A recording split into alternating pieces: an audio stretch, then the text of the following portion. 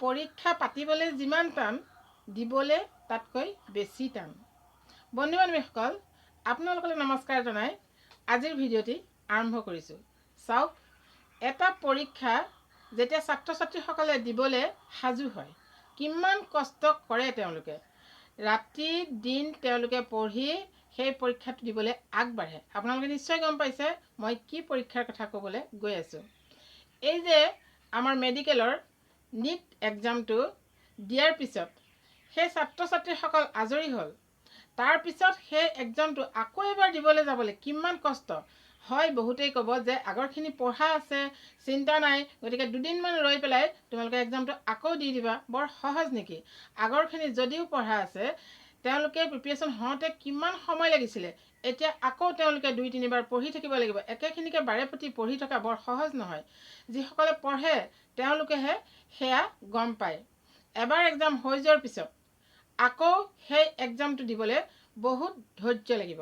হয়, কিছুলোকে ভাবিব যে আমি নাম্বাৰ ইমান কম পালোঁ, হয়তো এবাৰ 2টামান নাম্বাৰ বেছি পাম, গতিকে পঢ়ি দিওঁ, এক্সামটো দি দিওঁ। সেইসকলে ভাল পাব। কিন্তু যিসকলে ভাবিছে তেওঁলোকে এই এক্সামটো দিয়াৰ পিছত তেওঁলোক পাছ কৰিলে আৰু পাছ কৰাৰ পিছত তেওঁলোকে এটা MBBS মানে ভাল ডাক্তৰ হ'বলৈ তেওঁলোকে পঢ়িবলৈ চিট পাইছে, ধেমালি ডাঙৰ কথা। আৰু সেই এক্সামটো পুনৰবাৰ দিবলৈ যোৱাটো আটাইতকৈ ডাঙৰ এক্সাম হয়। সেইটো মই ইয়াৰ বিষয়ে তোমালোকক ভিডিঅ' আগতেও দি আছোঁ। ছাত্ৰ ছাত্ৰীসকলক তোমালোকে ইয়াৰ বিষয়ে ভিডিঅ' পাই আছা, ময়ো দিছোঁ, আগতে কৈ আছোঁ কিছু কথা, আৰু সেইকাৰণে মই আজি এই ভিডিঅ'টো বনালোঁ। আকৌ কালি আমি যিটো খবৰ পালোঁ, সেই খবৰটো পাই সঁচাকৈ বহুত দুখ পাইছোঁ। হয়, যিসকলে ভাবিছে যে আমি নম্বৰ কম পালোঁ আৰু নম্বৰ পাম, এইবাৰ এক্সামটো দি দিওঁ, কিন্তু তেওঁলোকৰ কাৰণেও বৰ সহজ নহয়। দ্বিতীয়বাৰ আকৌ এইখিনি গোটেইখিনি পঢ়ি পেলাই সেই এক্সামটো দিয়াটো বৰ সহজ নহয়। গতিকে এক্সাম এটা পাতিবলৈ যিমান টান, সেই এক্সামটো দিবলৈ ছাত্ৰ ছাত্ৰীসকলৰ তাতোতকৈ বহুত বেছি টান। কোচিং কৰি মেলি তেওঁলোকে যিখিনি ব্ৰেইনত ল'লে সেইখিনি তেওঁলোকে তাত দি থৈ আহিলে, আৰু তাৰপিছত তেওঁলোকৰ এতিয়া বেলেগ চিন্তা কৰিব, অন্যান্য কিছুমান তেওঁলোকৰ কাম আছে, থাকেই, প্ৰত্যেকৰে থাকে। গতিকে সেইখিনিকে লৈ থাকিলে নহ'ব। আকৌ যেতিয়া সেই এক্সামটো দিয়াৰ কথা তেওঁলোকে কালি পাইছে খবৰটো, কেনেকুৱা লাগিব আপোনালোকে চিন্তা কৰক। তাৰ কাৰণে মই ভিডিঅ'টো বনাইছোঁ, কাৰণ এটা ডাঙৰ এক্সাম। মই আগতেও কৈ আছোঁ, ছাত্ৰ ছাত্ৰীসকলে যাতে এই এক্সামটো দিবৰ কাৰণে দ্বিতীয়বাৰৰ কাৰণে তোমালোকে প্ৰিপেৰেশ্যন হোৱা, যিয়েই নহ'ল যিয়েই হ'ল, কাৰণ ধৈৰ্য ধৰিবা, ধৈৰ্যৰ ফল মিঠা। গতিকে ধৈৰ্য ধৰি তোমালোকে আকৌ এবাৰ এক্সাম দিয়া।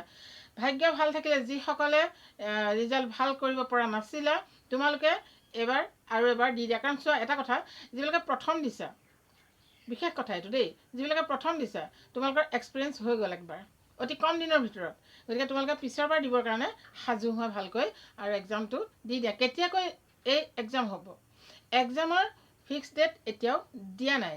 যেতিয়াই মই ডেটটো পাম তেতিয়াই তোমালোকক জনাম বাৰু, আৰু তোমালোকেওতো গম পাবাই। তথাপিতো কৈছোঁ, কিয়নো এই এক্সামটোৰ কাৰণে তোমালোকে আকৌ পঢ়ি থাকা, মানে পঢ়িয়ে থাকা, যাতে এবাৰ যি প্ৰথমবাৰ দিছা তোমালোকৰ যাতে একেবাৰে টিকে, এইবাৰ আকৌ দি দিয়া, তোমালোকৰ টিকি যাব। মানে বৰ সহজ নহয়। আৰু জেনেৰেলৰ কাৰণে নাম্বাৰখিনি বহুত লাগে, যিহেতু নিগেটিভ মাৰ্ক থাকে। সেই নিগেটিভ মাৰ্কিঙৰ কাৰণে তোমালোকৰ বহুতো অসুবিধা হয়। যিসকলে গম পালা সেইসকলে কেনেকৈ দিব লাগে, কি কৰিব লাগে, মই তাৰ বিষয়েও ভিডিঅ' দি থৈছিলোঁ। আৰু তোমালোকে হয়তো সেই ভিডিঅ'টো চাইছা, যদিও নাই চোৱা, চাই ল'বা। কাৰণ ভয় নাখাবা, মই কৈছিলোঁ, কাৰণ জীৱনৰ প্ৰথম ষ্টেপ তোমালোকৰ এইটো।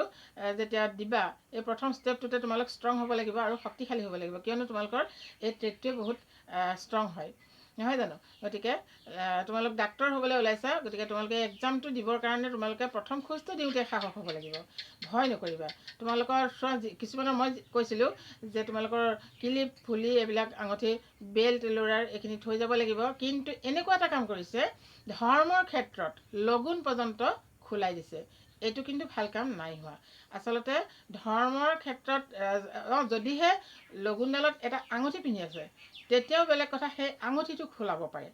কিন্তু সেই লগুণডাল 9 গুণ লগুণ যেতিয়া দিয়ে, কেনেকৈ দিয়ে সেয়া জনাসকলে জানে, মই সেইখিনি ক'বলৈ নাযাওঁ। গতিকে সেইডাল খোলাটো মানে আকৌ এবাৰ পুনৰবাৰ লগুণনি পাতি দিব লাগিব লগুণ। গতিকে সেয়া আচলতে নজনা লোকে সেই বিষয়ে বিশেষ গম নাপাব চাগে। গতিকে সেইডাল খুলিছে বুলি পাইছোঁ মই। ইয়াৰ পিছত মই ক'ম বাৰু ক'ত কি হৈছে। কিন্তু কথা হ'ল কি, এতিয়া তেনেধৰণে আচলতে ধৰ্মৰ ক্ষেত্ৰলৈ যাব নালাগে। কিমান শুদ্ধকৈ পাতিলে পৰীক্ষাটো। পেপাৰটো কেতিয়া লিক হ'ল? এপ্ৰিলতে, মে' মাহ সোমালেহি। এক্সাম শেষ হোৱাৰ পিছতহে গম পাইছে। গতিকে সোনকালেতো গম নাপালে, ইমানখিনি কৰিছে কিন্তু পেপাৰখন লিক হ'ল কেতিয়াবা সেইটোৱে গম নাপালে। কেনেকুৱা কথা চাওকচোন। গতিকে বাকীখিনি চেক কৰক বাৰু, কিন্তু এই নিচিনা কিছুমান ধৰ্মীয় কামৰ মানে হেৰিয়াত হাত দিব আচলতে নাপায়, সেইটো জানিব লাগে। বাৰু যিয়ে হওক, এক্সামটো যাতে পুনৰবাৰ আকৌ ভালকৈ হয়, যাতে তাৰ পিছৰবাৰ আকৌ দিব লগা নহয়। ছাত্ৰ ছাত্ৰীসকলে বহুত কষ্ট কৰিছে, সকলোৰে এটা আশা থাকে, সকলোৰে এটা এইম থাকে যাতে ছাকচেছ হওঁ। এইবাৰ যদি সেই বেছি নাম্বাৰ পোৱাকেইটা কেনেবাকৈ কম নাম্বাৰ পাবলৈ হয়, তেতিয়াহ'লে কেনেকুৱা ধৰণৰ হ'ব বাৰু। গতিকে এইবিলাক আচলতে সৰু সুৰা এক্সাম নহয়, এইবিলাক পাতোঁতে অকণমান সাৱধান হ'ব লাগে। আৰু লিক হ'বলৈ পোৱাৰ কাৰণটো কিয়, এটা ফুটা থাকিলেও তাৰ ফালে হাৱা যায় সেইফালেদি।